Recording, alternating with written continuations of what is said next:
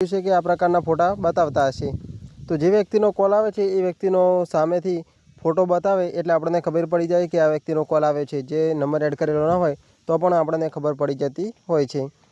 તો અહીંયા તમે જોઈ શકો છો કે સામેવાળા વ્યક્તિનો ફોન આવે તો આ પ્રકારનો ફોટો બતાવે અને આવો જ ફોટો જો આપણે પણ સેટ કરવો હોય તો કઈ રીતે કરી શકાય, તો એના માટે હું તમને આજે વિડીયો બનાવી અને સરળ રીતે સમજાવીશ। તમે અમારી ચેનલ પર નવા આવ્યા તો મારી ચેનલ લાઇક, શેર અને સબસ્ક્રાઈબ કરવાનું ના ભૂલતા।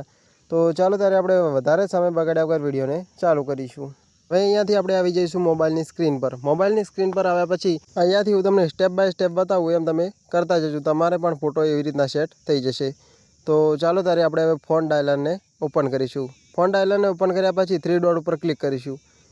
જે અહીંયા થ્રી ડોટ દેખાય છે એના પર હવે ક્લિક કરીશું। થ્રી ડોટ પર ક્લિક કરીશું એટલે અહીંયા તમે જોઈ શકો છો કે આવા પ્રકારનો આઇકન જોવા મળશે। અહીંયા થ્રી ડોટ ઉપર ક્લિક કરીશું એટલે અહીંયા સેટિંગનો ઓપ્શન દેખાય છે, સેટિંગ ઉપર ક્લિક કરીશું। હવે આપણે અહીંયા સેટિંગ ઉપર ક્લિક કરીશું। સેટિંગ ઉપર ક્લિક કરીશું એટલે આ પ્રકારનો આઇકન જોવા મળશે। અહીંયાથી આપણે નીચેના ભાગમાં સ્ક્રોલ ડાઉન કરીશું। નીચેના ભાગમાં સ્ક્રોલ ડાઉન કરીશું એટલે એક ઓપ્શન દેખાય છે કેલિંગ કાર્ડ, એના ઉપર આપણે હવે ક્લિક કરવાનું રહેશે।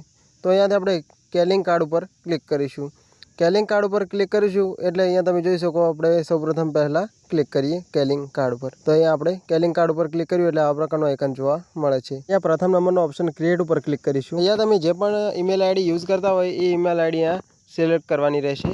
તો અહીંયા આપણે કન્ટિન્યુ પર ક્લિક કરીશું। એના પર ક્લિક કરીશું એટલે અહીંયા આવા પ્રકારનું આઇકન જોવા મળશે। અહીંયા તમે જોઈ શકો છો। તો અહીંયા લખેલું છે કેમેરા, ગેલેરી અને ગૂગલ ફોટોઝ, 3 ઓપ્શન આપેલા છે। અહીંયાથી 3 ઓપ્શન આપેલા છે એમાંથી આપણે એક ઓપ્શનને પસંદ કરવાનો રહેશે। એ ઓપ્શન છે ગેલેરી। તો આપણે અહીંયાથી ગેલેરીને ઓપન કરી લઈશું અને ગેલેરીમાંથી આપણે એને ફોટો સિલેક્ટ કરી લઈશું। તો તમારે જે પણ ફોટો રાખવો હોય એ રાખી શકો છો। મારે અહીંયા ગેલેરીમાંથી ફોટો હું પસંદ કરી લઉં મારી રીતે। તમારે જે પણ ફોટો રાખવો હોય અહીંયાથી રાખી લેજો। તો અહીંયા હું જતો રહું છું સીધા ગેલેરીમાં અને ગેલેરીમાં જઈ અને એક ફોટો પસંદ કરી લઉં। તો અહીંયા આપણે સૌપ્રથમ ગેલેરીને ઓપન કરી લઈશું। ગેલેરીને ઓપન કરીશું એટલે આ પ્રકારનો આઇકન જોવા મળશે। અહીંયાથી એક આધો ફોટો કોઈ બી તમે તમારી રીતે પસંદ કરી શકો છો।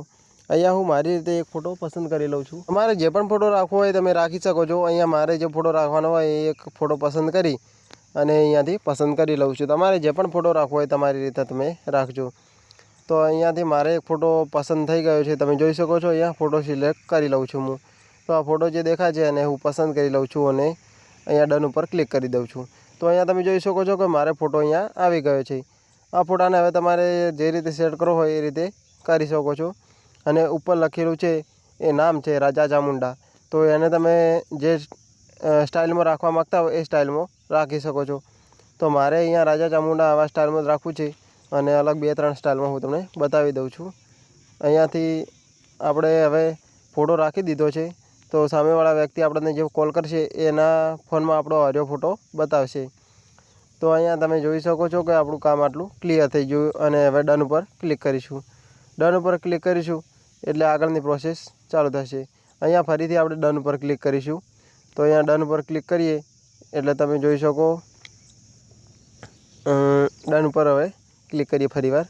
તો ફરીવાર ડન ઉપર ક્લિક કરીશું એટલે આપણું આખી પ્રોસેસ પૂરી થઈ જશે। તો અહીંયા ફરી ડન ઉપર ક્લિક કર્યું અને આખી પ્રોસેસ આપણી અહીંયા પૂરી થઈ ગઈ છે, તમે જોઈ શકો છો। તો હવે સામેવાળો વ્યક્તિ જે પણ કોલ કરશે એ અહીંયાથી આપણને ફોટો જોઈ શકશે। અહીંયા તમે જોઈ શકો કે આપણી પ્રોસેસ બધી પૂરી કરી નાખી છે। તો આ એકદમ અતિ આસાન રીત તમે જોયું હશે। સરળ રીતે હું તમને સમજાવ્યું છે અને તમને સમજણ પણ પડી ગઈ છે।